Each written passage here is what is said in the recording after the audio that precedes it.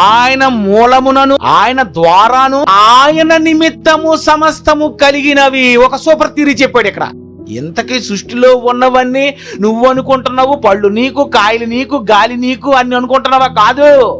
ఆయన మూలమున, ఆయన ద్వారా, ఆయన నిమిత్తము సమస్తము కలిగినవి. ఆయన నిమిత్తము దేవుని నిమిత్తం సృష్టి.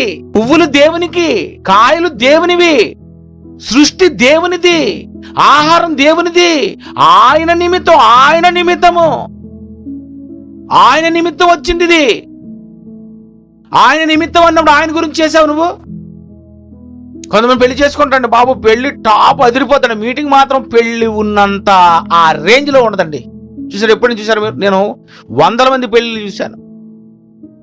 నిజంగా అండి, ఈసారి దేవుడు మీటింగ్ జరిగితే ఇగో వెనక జరుగుతున్న డెకరేషన్ అంతా ఇదంతా దేవునికి వేసారండి అని ఎప్పుడైనా అనుకున్నారా చెప్పండి? ముందుగా ఆయనకి మా ఇంట్లో జరుగుతున్న పెళ్లి ఎలా జరగాలంటే అందరికంటే బాగా జరగాలి. అప్పుడు మనం కూడా నేను కూడా ఈసారి చూడు అలాగే చేసుకుంటాం. సేమ్ అదే పువ్వులు, అదే సెట్టింగ్, అదే లైటింగ్, అదే కెమెరాలో, ఈ కింద నుండి కెమెరా, పై నుండి ఫోటోలు, కింద నుండి ఫోటో, సేమ్ ఇలాంటి ఫోటోలు నేను తీయించుకోండి. యేసు ప్రభుకి కానీ దేవుడికి కానీ క్లిప్పింగ్లో కానీ అలాంటి ఫోటోలు మాత్రం ఉండడం లేదు. దేవునికేసి వేయాలని అనుకోవాలి ముందు.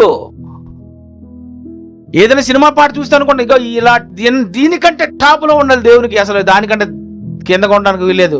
అది దేవునివి దేవునికి, ఆయన నిమిత్తము సమస్తమును కలిగి ఉన్నది. ఆయన నిమిత్తమే కలిగే ఈ సృష్టి అంతాను. ఆయన నిమిత్తము, దేవుని నిమిత్తమే దేవుడు ఇవి కలిగించుకుంటే దేవుని కోసం ఇవన్నీ నువ్వు వాడుకోవాలా.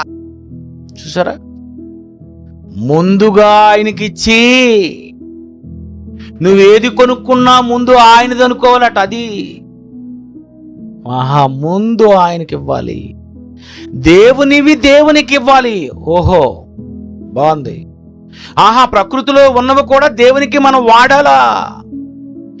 ప్రకృతి దేవుని నిమిత్తము కలిగిందా? అయితే ఈ క్లిప్పింగ్లు, ఈ మంచి మంచి గ్రాఫిక్స్, ఈ కెమెరా, ఇవన్నీ ఎవరు? దేవునికి. చర్చికి ఎవరో ఒక కెమెరా కొనేసి ఇచ్చారు, ఎవరో ఒక గ్రాఫిక్ చేస్తామంటే అక్కడ ఏదో ఇచ్చారు, అలాగే ఒక ల్యాప్టాప్ ఇచ్చారు. ఇవన్నీ ఏమనుకున్నారు?